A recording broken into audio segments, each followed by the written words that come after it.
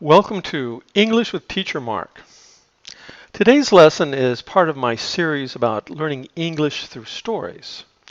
And today's story is very interesting. It's about the history of Scotland. Do you know any interesting facts about Scotland? Do you know that Mary Queen of Scots was only 6 days old when she became queen? What do you think a 6-day-old queen would want? Hmm. They also claim here that Scotland is the oldest country in the world. I don't think they actually mean the country, though. They mean the landmass. It's extremely old.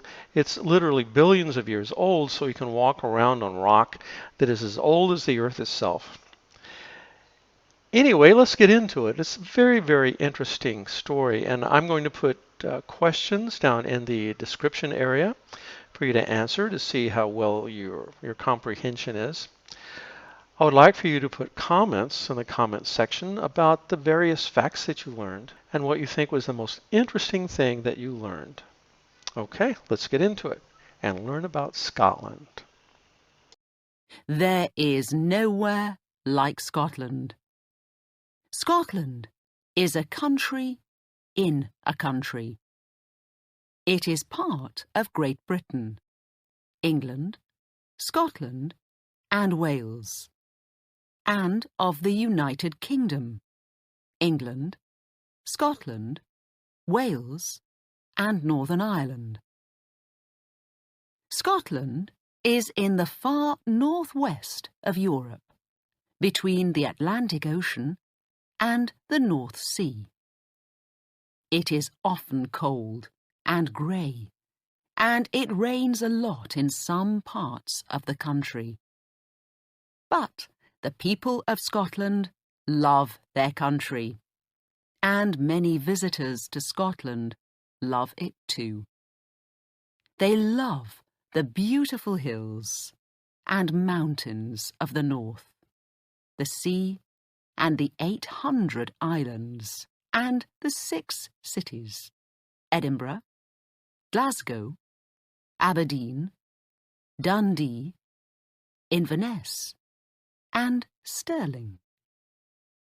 The country is special, and Scottish people are special too, often warm and friendly. There are about 5 million people in Scotland. Most Scots live in the south, in or near the big cities of Edinburgh and Glasgow. Most of the north of the country is very empty. Not many people live there. A Scottish person is also called a Scot, but you cannot talk about a Scotch person. Scotch means whisky, a drink made in Scotland. Scottish people are British because Scotland is part of Great Britain, but you must not call Scottish people English. The Scots and the English are different. These days, everyone in Scotland speaks English, but at one time, people in the north and west of Scotland did not speak English. They had a different language, a beautiful language called Gaelic. About 60,000 people, 1% of the people in Scotland, speak Gaelic now. But many more want Gaelic in their lives because it is part of the story of Scotland. Scotland is not a very hot country. In the summer, the days are long and it can be warm. But in the winter, the days can be just 7 hours long, and it often rains. For many years, Scotland was a poor country, but now things are better for most people. There is oil and gas in the sea between Scotland and Norway. Edinburgh is an important place for money, and there are big banks there, like the Royal Bank of Scotland. People in many countries drink Scotch whisky, and the whisky business makes a lot of money for Scotland. Tourists visit this beautiful country, and that brings money to Scotland too. Many people love living and working there, and more than 20 million visitors go to Scotland each year.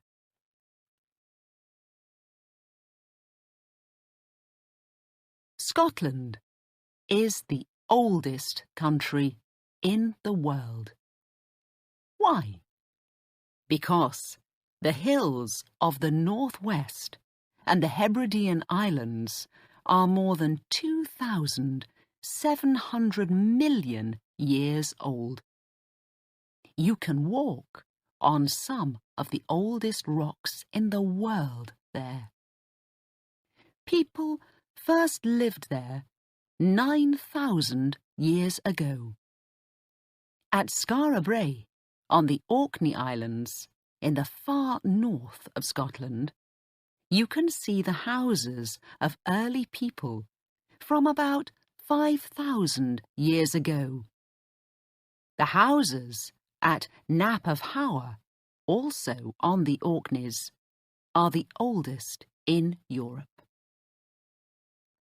The Romans went to Scotland, but they did not stay there for long.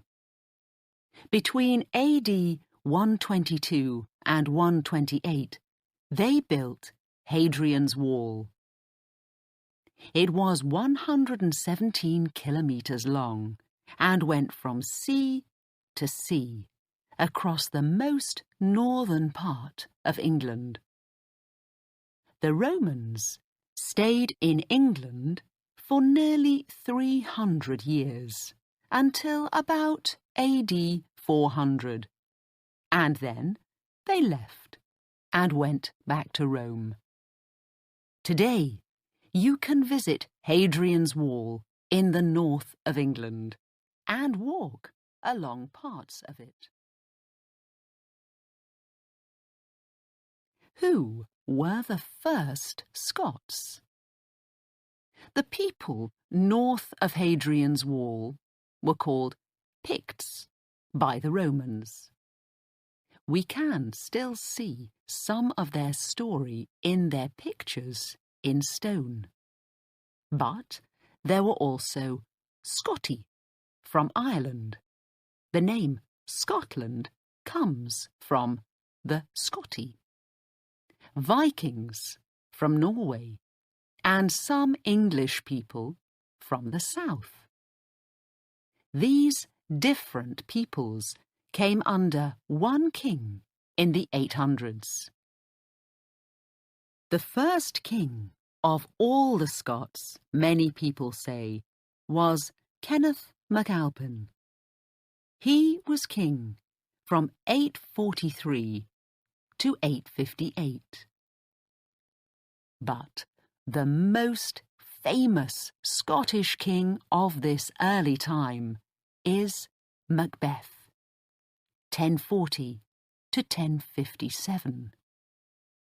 He is famous because Shakespeare wrote about him.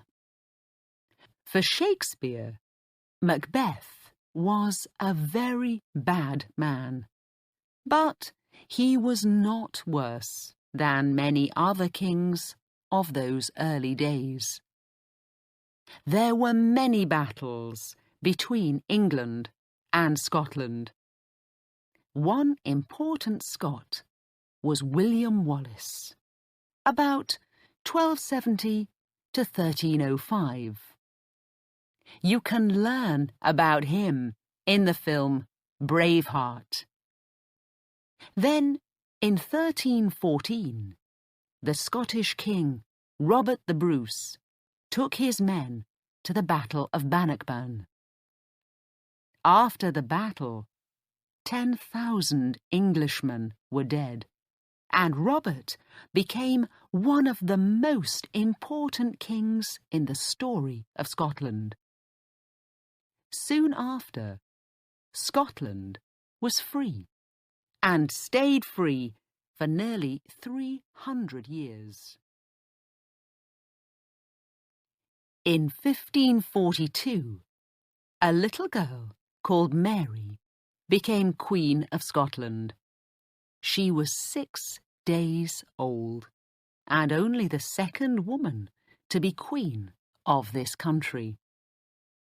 Mary, Queen of Scots, became a tall and beautiful woman, but some Scots did not want her to be queen. Mary went to England and asked Elizabeth, the English queen, for help, but she did not get it. She never returned to Scotland and died in England after 19 years.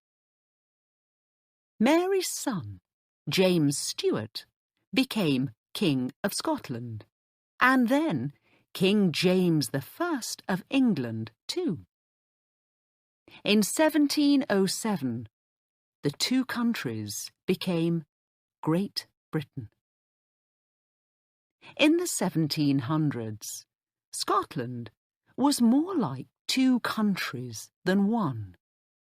There were rich cities in the south, but there were poor country people in the Highlands, the hill country in the centre and the north of Scotland.